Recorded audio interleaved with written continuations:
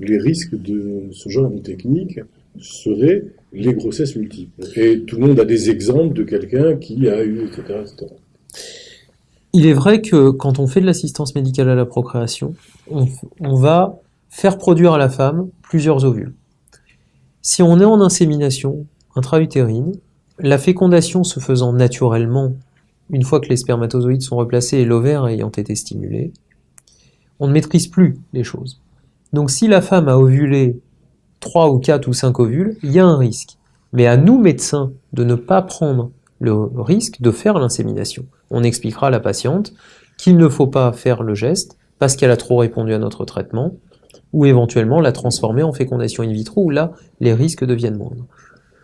Mais il faut quand même aussi savoir ce qu'on veut. Quand on fait des traitements de stimulation ovarienne, notamment pour des inséminations, à part les femmes qui n'ovulent pas ou chez qui on peut se permettre d'avoir un seul ovule produit, une femme qui ovule déjà naturellement tous les mois, si on veut lui apporter quelque chose, faut prendre volontairement un risque potentiel de grossesse multiple, de grossesse gémellaire, voire éventuellement de grossesse triple.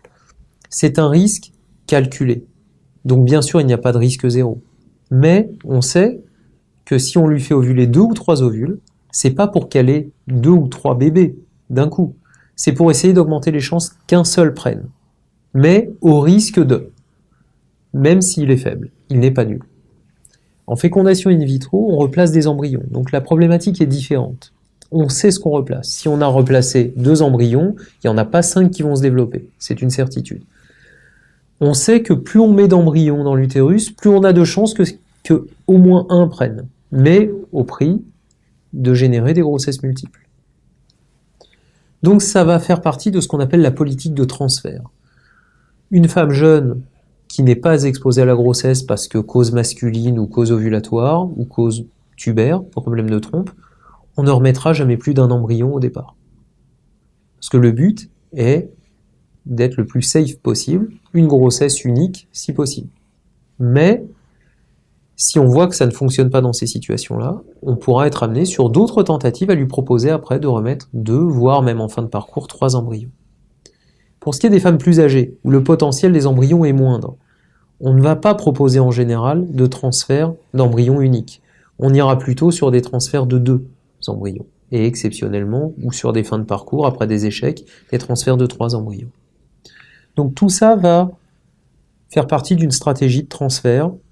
De temps en temps, on a des contre-indications médicales aux grossesses multiples qui nous imposent, même si on n'est pas dans les critères optimums, de ne replacer qu'un seul embryon. Mais tout cela fait partie d'une discussion médicale et avec les couples, bien entendu, qui sont complètement impliqués dans cette stratégie de transfert embryonnaire. Ce que j'entends aussi, c'est qu'il n'y a pas une seule règle, un seul traitement, une seule méthode, et que vous allez vous adapter à chaque fois à un cas particulier. Complètement. On est aujourd'hui dans l'individualisation du traitement.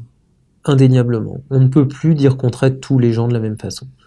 Donc c'est du cas par cas, c'est un couple avec un problème masculin, féminin, de couple.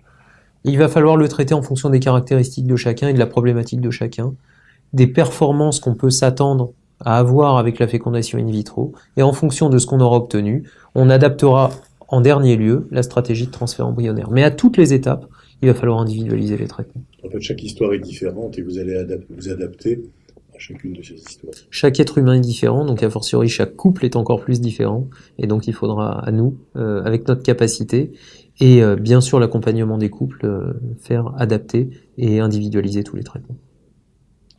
Professeur Michael Greenberg, je vous remercie. Je vous remercie au nom de Live Doctors, au nom de toutes ces personnes qui vont vous écouter, pour toutes ces informations, pour le réconfort que vous apportez par vos paroles. Merci à vous. Merci.